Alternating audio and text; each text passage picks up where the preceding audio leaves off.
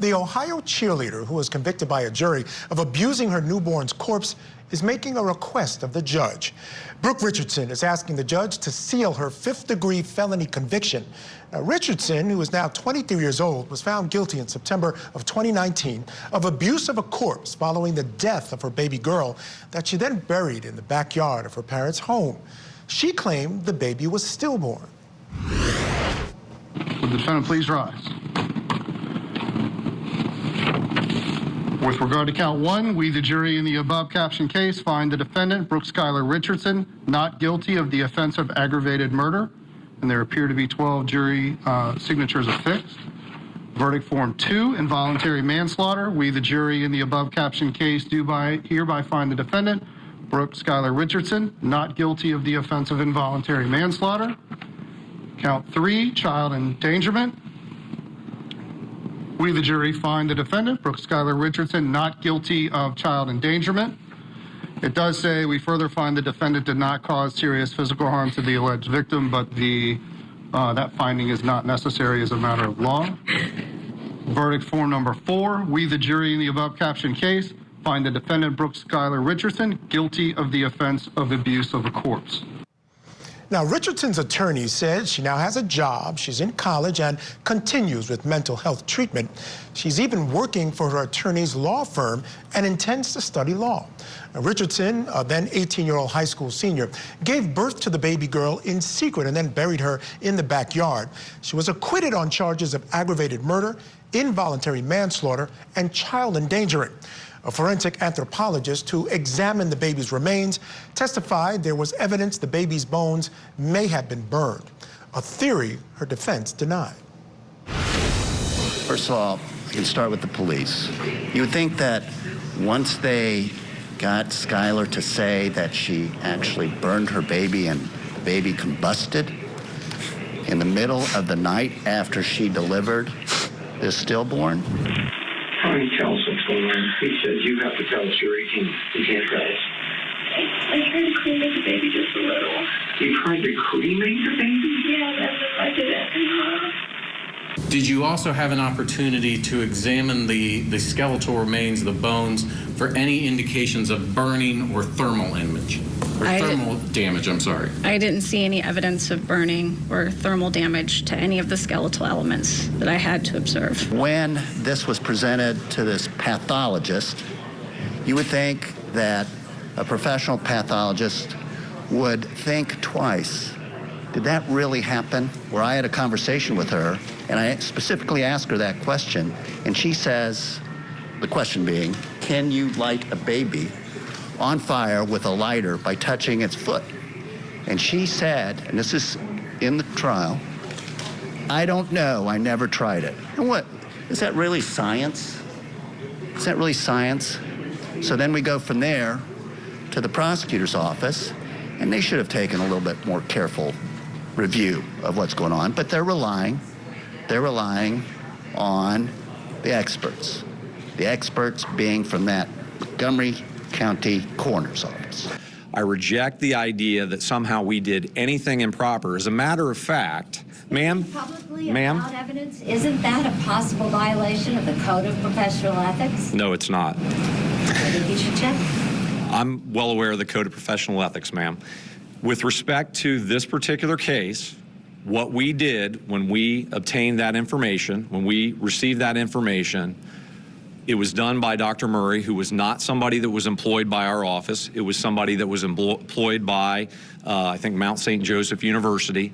They were retained by the Montgomery County Coroner's Office. More than 2 years ago, they found out, they knew that this cremation story was false. They knew it. Why'd they do it? Because they know that if you have reason to doubt what Skylar said about cremation and burning, then you have reason to doubt the other things she said that the detectives told her to say about signs of life. The information that was relayed to us was that the bones had been charred, and that was what that statement was based on that particular date. Ma'am, stop. Stop. You did make it public. Ma'am. You did not. Ma'am, let me answer the question. We obtained that information, and in response to that, because I lacked confidence, because I had an expert witness who initially gave the state of Ohio an opinion that the bones had been charred and subsequently recanted that testimony, the first thing that we did was we reviewed our docket to find out whether this expert had ever given any opinions in any other cases. And number two, we notified defense counsel, and we advised defense counsel 2 years ago that we were going to get an independent analysis of this, of the remains of this baby. Yeah, that burning issue, very important, because I think it helped her get away with the higher charges. She only was convicted of the 5th-degree felony. Still with me, attorneys David Bruno and Tammy Allison. And David, I'll start with you. You know, as I looked into this issue and this idea of expunging the record or sealing the record, it was real interesting. What an effect this type of thing can have on someone's life, first of all. And second of all, the overall effect it has on us as a society in terms of the cost of people not being able to get jobs, finding themselves in situations they can't find proper housing because they have these felony convictions. Where do you come down on this issue? This is a young girl, found herself in a difficult position. Ultimately, a jury only convicted her of the 5th-degree felony of abusing a corpse. Now she wants that gone. She may even want to become an attorney, which will help her do that as well. Your thoughts on this?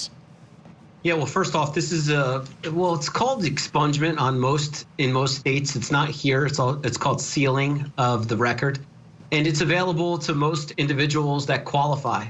And because she was acquitted of the higher charges, she was only convicted of a 5th-degree felony, where, pursuant to that state's law, it does allow for this sealing. But my read of it, and I think I'm accurate on this, that the F5 felony requires 3 years of a time passing after the probation is ended. So that's some procedural requirements that is common everywhere. Generally speaking, I'm for expungements because the collateral consequences of a conviction for individuals are drastic. They need to disclose these arrests and these convictions on job applications. And to your point, there's other government benefits that they're not able to get.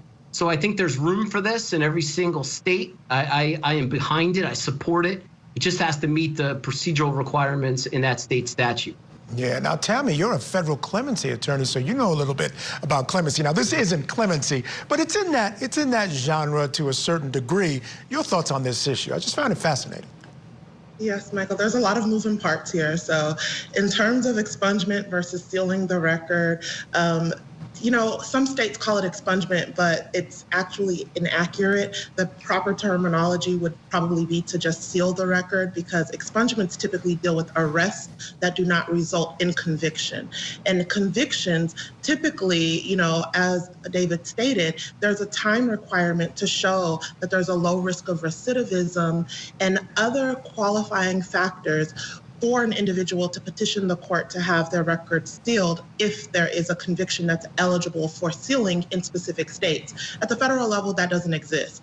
And the only option is clemency, which is forgiveness, where someone accepts responsibility for the offense conduct and they are asking for forgiveness, but they show what they've done since the conviction, things that have been positive, whether it's a commutation or a pardon. Commutation, if they're in prison still, they can still get clemency, showing what they've done since they've been incarcerated. And then a pardon, someone that's already out of prison, showing what they've done to give back, to be a better person. And that big thing is to show a low risk of recidivism. And I don't think in this situation, she's even had a chance to do that. So no, she's not eligible, in my opinion, right now.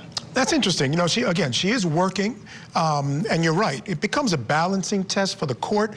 They basically have to balance the individual's interests in having the record expunged or sealed versus the legitimate needs of the state in maintaining such records. Again, people, for certain crimes, like in Ohio, sex crimes, particular violent crimes, 1st and 2nd degree felonies, they consider the right of the public to know that about a person higher than the person's interests. So you can't even ask for expungement in those situations. Here, you have to go into court, you have to show them that you're remorseful, show them, as you said, Tammy, that you've been doing things. I want to take a look back at right after the conviction. She speaks to the court. This is Skylar Richardson, and she's already beginning this remorseful approach to this case. So let's take a listen.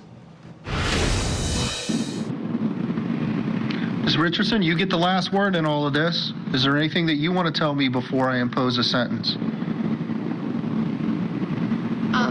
Thank you, Your Honor. I would do anything and above that you ask, and I understand. And I just wanted to say how sorry I was. I can sometimes be selfish, but I would like to think that I've become better in the knowledge that I've upset everyone and hurt so many people with what I've done. And I'm forever sorry, and I'm so sorry. I'm really, really sorry, and I understand. And thank you. All right, so I would imagine David Bruno, she's going to go into court, say something very similar. She's going to talk about all the things she's done since that time. Moving beyond some of these sort of procedural things, you mentioned them, Tammy mentioned them, may not be enough time having passed since her probation. Maybe there's not enough of a record of her acting correctly or showing remorse for the judge to decide to do this. But at some point, I would think she'd be a good candidate for that. And interestingly, she could still become an attorney at that point. Yeah, also, we also got a little hint from the court on this issue already. She was sentenced to 3 years community control, which is also known as probation. And she was terminated early on the probation after 14 months. And at that particular proceeding, the court is quoted on saying, "There's no reason to invest any time or resources of my probation department into supervising you." So that's from that same court that's going to have to make this decision. It gives us a little insight into the court as to the remorse that this defendant has seen and the court's idea as to whether or not this is a danger to the community. Yeah, you're exactly right. It's showing that during that 14 months, she has probably been an exemplary, I don't want to call it inmate, but ward of the state in some way as they followed her through probation. She probably was doing everything right. And they said, look, we don't want to waste any more time or money trying to follow you. We think you got it and you're headed in the right direction. And again, at the end of the day, we all wish her the best and hope that things work out well for her. We'll continue to follow this one.